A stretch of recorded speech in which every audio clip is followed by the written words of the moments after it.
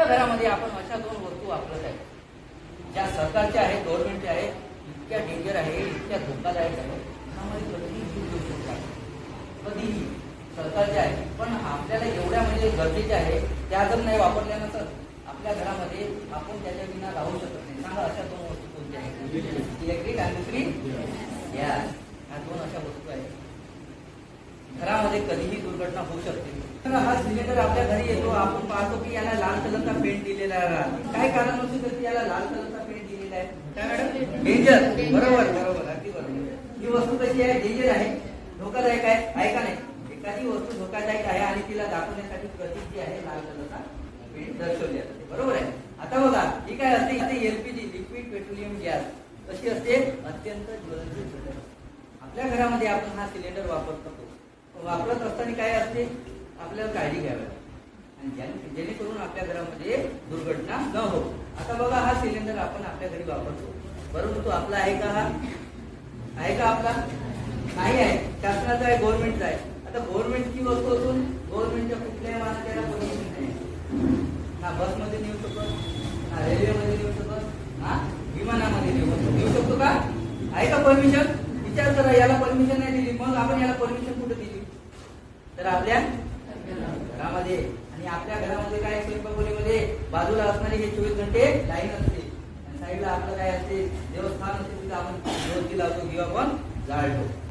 अशा अवस्थेत वापरणं झालं त्यानंतर बंद करा. बरोबर आहे. दुसरा नियम काय म्हणते? डिलिव्हरी देते समय स्टीलवर वजनची जास्त. आता आपल्याला 30 वर्ष 40 वर्ष झाले, आपण स्टील कशाला म्हणत होतो? बघा, या कव्हरला स्टील म्हणत होतो आणि त्याच्यावरती पन्नी राहत होती, त्याला स्टील म्हणत होतो, पण ते स्टील नाही आहे. आता हे काय आहे? तर नेमकं कंपनीमध्ये सिलेंडर आपला भरला जातो, कंपनी ते एजन्सी ते कस्टमर एवढा प्रवास होतो. या प्रवासाच्या दरम्यान काय होते? तर याच्यामध्ये धूळ, माती, कचरा जाऊ शकते, पाणी जाऊ शकते, पण सिलेंडर चोक होऊ शकते, खराब होऊ शकते आणि दुर्घटना होऊ शकते. हे होऊ नये याकरता हा जो आहे याला लावलेला आहे, याला म्हणतो डस्ट प्रोटेक्टर रॅपर. धूळ आणि मातीच्या संरक्षणापासून लावलेली एक सुविधा आहे. याला आपण सील म्हणत होतो, पण सील हे आहे नाही. सील कशाला म्हणायचं? बघा, ह्या मॉप आहे. या मॉपमध्ये काय असतात? काळ्या कलरचा, निळ्या कलरचा आहे ना, उभा राहणार तो असते सील. कसं चेक करायचं? घरात घेताना याच्यात थोडंसं पाणी टाकायचं. पाणी टाकलं तर ज्याप्रमाणे आपल्या टायर मध्ये असेल त्याच्यात बुडबुडे आल्या, समजा तर हा बी लिकेज आहे. जर बुडबुडे आल्या तर हा लिकेज आहे, जर बुडबुडे आल्या नाही तर लिकेज नाही. आपल्याला कसं होईल? लक्षात येणार. बरोबर आहे. आता बघा, आपण हा बघा कितीचा प्रेशर आहे का नाही? प्रेशर हा आहे 660चा प्रेशर. 660च्या प्रेशरने आपण हा सिलेंडर वापरतो. आता इतक्या प्रेशर मध्ये थोडीशी जरी शिगा झाली तर होणार नाही दुर्घटना. विचार करा किती दुर्घटना म्हणजे होऊ शकते, आपल्या घरामध्ये नुकसान होऊ शकते. म्हणजे काय? एवढा घातक बॉम्ब आहे. सरकारने याला आंतरराष्ट्रीय बॉम्ब म्हणून घोषित केलेला आहे. एक जिता धक्का बॉम्ब, लाईव्ह बॉम्ब म्हणून घोषित केलेला आहे. आणि हे आपल्याला घरामध्ये हाताळताना आपल्याला सुरक्षित केले गरजेचं आहे. आता बघा, तुम्हाला सील समजलं. आता महत्वाचं म्हणजे या सिलेंडर आपण घरात घेतो तर तुम्हाला माहित आहे का याचं वजन किती राहते? वजन 14.200 ग्रॅम किती? म्हणजे काय राहते? गॅस राहते. 200 ग्रॅमची काय राहणार? गॅस राहणार. त्याच्यात बदल राहणार नाही. बदल कशात राहणार? ही जी टंकी बनलेली आहे लोखंडाची, या लोखंडाला काय आहे? एक वस्तू आहे ना, वस्तुमान आहे ना, याचं काय असतं? वजन असतं. याचं वजन, खाली जी टंकी बनलेली आहे लोखंडाची, याचं वजन राहते तुमच्या सिलेंडरवर स्टॅम्प केलेलं राहणार 14 किलो 15 किलो, नाही का? आणि पण याच्यात जे गॅस भरली राहते ती किती राहते? 14 किलो 2 किलो.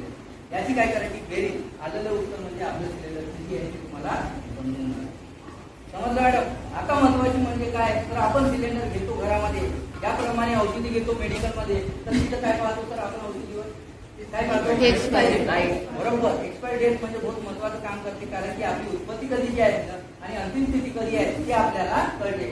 ज्याप्रमाणे आपण मेडिकलमध्ये औषध घेतो त्याप्रमाणे हा सिलेंडर घेताना काय केलं पाहिजे? आपल्याला हा सिलेंडर किती दिवस चालेल, म्हणजे कोणता आहे, एक्सपायर झाला तर नाही, हे बघणं अत्यंत आवश्यक आहे. बघा, याच्यामध्ये काय असते? ह्या सिलेंडरवर या 3 मॉप पैकी याच्या पट्टीवर एक लिहिलेलं असते कोड वाईज. बघा, इथं लिहिलेलं आहे C32. दिसतंय का? आहे ना? हे C32 म्हणजे काय आहे? तर C म्हणजे महिना आहे आणि 32 म्हणजे 12 महिने आहे. 12 महिन्यात 4 गट केलेले आहे. ए बी सी डी हे 4 गट केलेले आहे. आता एक गटामध्ये कोणते आले महिने? जानेवारी फेब्रुवारी मार्च. बी असेल तर एप्रिल मे जून. सी असेल जुलै ऑगस्ट सप्टेंबर. डी असेल ऑक्टोबर नोव्हेंबर. हे काय आहे? कोड आहे. आणि 32 म्हणजे काय आहे? हे वर्ष आहे. क्लिअर आहे का नाही? आता जर आपल्या घरामध्ये उदाहरणार्थ तुम्हाला सांगतो E25 आला तर घेऊ का? घेणार का मॅम? घेणार का आपण? घेणार नाही का? कारण की तो काय आहे? हे महिना जो आहे जानेवारी फेब्रुवारी मार्च हे 3 महिने आता गेलेले आहे आणि 25 म्हणजे चालू आहे, म्हणजे तो एक्सपायर सिलेंडर आहे. आणि एक्सपायर सिलेंडर घरात घ्यायचं नाही. मागे अशी घटना पण आणखी असेल नागपूरमध्ये 2 रेस्टॉरंट जळण्याचे कारण म्हणजे एक्सपायर सिलेंडर. आपल्या घरामध्ये रेग्युलेटर आपण किती वर्षांनी बदलतो? जेव्हा खराब होईल तेव्हा बदलतो. आहे का नाही? आहे का नाही? आपली मानसिकता आहे. याला कितीदा चालू पण करता तुम्ही? एका दिवसात कितीदा चालू पण करता? तर आता एकच आपण याला विचार करू, एका दिवशीला 4 चालू 4दा चालू पण केलं, 10 दिवसात किती होणार? 40. महिन्याचा हिशोब थोडा 120. वर्षाचा जवळपास हजारो 2000 वेळा चालू पण करतो आपण. आणि याच्यामध्ये काय असते तर मेकॅनिकल सिस्टम आहे. बरोबर आहे. रॉड लागलेली आहे. नळाप्रमाणे चालू बंद केलं तर बंद. बरोबर आहे. याच्यात काय होते? नळाप्रमाणे लागलेले हे मेकॅनिझम चालू बंद केले नाही. आणि झीज झाल्यानंतर कधी कधी चालू करा लागते ना. हे काय असते मॅडम? चालू बंद केल्याने याच्यात होते घर्षण झाल्याने होते सूक्ष्म गॅस गळती. अशा सूक्ष्म गॅस गळतीने काय झालं? इथे समस्या झाली, दुर्घटनेचं कारण झालं. बरोबर आहे. मग काय म्हणायचं? याला 2 ते 2.5 वर्षांनी चेक करा. खराब असेल तर बदलून टाका आणि बदललेली तारीख मिळवायची. जी काय खराब झालं आणि बदलून टाका. आता बदलून टाका. पूर्वी आपण पाहिले सर, आपल्याला सगळ्याला माहित आहे अनुभव. पूर्वी असे पाईप यायचे आहे ना. पहिले कलेक्शन घेतलं पाईप मिळायचे. बरोबर आहे ना? आता ऑरेंज कलरचे. काय कारण आहे याला बदलवलं? तर हे पाईप जे होते एकदम कमजोर यायचे. रबराचा बनलेला होता. याला काय होते? कंची पिठाचे हात लागले तो म्हणजे काय करायचे? कापून टाकायचे. गरम तवा वगैरे लागला ना तर याच्यातून काय व्हायचं? लिकेजेस क्रिएट व्हायचे. ते लिकेजेस होऊन दुर्घटनाचं कारण झालं. जेव्हा सरकारला कळलं हे कारण होत आहे तर सरकारने काय केलं? याला 2009 मध्ये पूर्णपणे बंदी आणली, बॅन केली. मग याच्या ऑप्शनमध्ये कोणता काढला तर त्याला कसं असते? रबराची कोटिंग, ताराचा आवरण, रबराची कोटिंग हे सगळ्यांच्या घरात आहे. ऑरेंज कलरचा तो आहे सुरक्षा पाईप. आता सगळ्यांच्या घरी लागलेला आहे. तो कसा असतो? कडक असतो, हार्ड असतो आहे. आता आपल्या घरातल्या माता बहिणी आपल्या काय करतात? स्वयंपाक करताना काय करतात? सगळ्यांना माहित आहे. सगळ्यांच्या घरी काही ना काही इथे शेगडीवर काही ना काही सांगतात. आहे का नाही? भात झाला, दूध झाला, चाय झाला, काही ना काही होते. मग त्याला स्वच्छ करण्यासाठी काय करते? आपल्या घरातली वस्तू आहे आणि त्याला स्वच्छ करण्यासाठी नीट क्लीन दिसण्यासाठी काय करतात? निरम्याचं पाणी, साबणचं पाणी हे घासून घेतात. त्याला असं घासून घेतात की छोट्या मुलाची आंघोळ जशी करून दिली त्याप्रमाणे आपण घासून घेतो. आहे का नाही? कारण की आपल्याला वाटते की आपलं घरचं वस्तू आहे आणि कशी दिसली पाहिजे? क्लीन दिसली पाहिजे. याकरता आपण काय करतो? याला स्वच्छ करतो.